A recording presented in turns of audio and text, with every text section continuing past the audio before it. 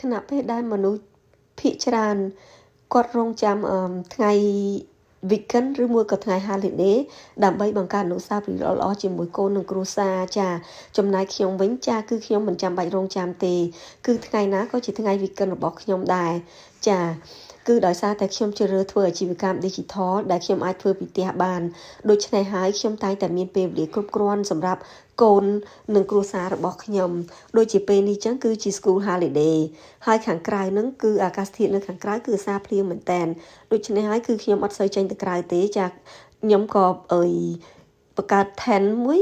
លេងជាមួយកូនខ្ញុំនៅក្នុងផ្ទះនៅ living room ហ្នឹងចាហើយខ្ញុំក៏អាចធ្វើ business ខ្ញុំក្នុងពេលតែមួយបានដែរដូច្នេះហើយបើសិនជាបងប្អូនដែលជាអ្នកម៉ាក់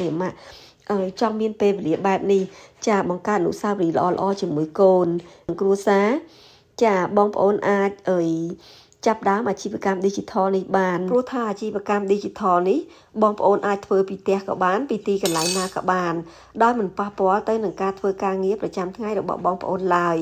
ហើយវាជាអាជីវកម្មដែលមិនទាមទារបទពិសោធន៍ផ្នែកធ្វើអាជីវកម្មពីមុន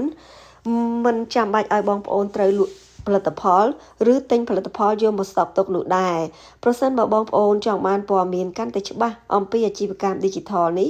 បងប្អូនអាចចូលទៅក្នុង website របស់ខ្ញុំ www.siwheinbun.com នោះខ្ញុំនឹងផ្ញើ link សិក្ខាសាលាជូនបងប្អូនដោយឥតគិតថ្លៃឬក៏បងប្អូនអាចឆាតមកសួរខ្ញុំដោយផ្ទាល់ក៏បានអរគុណ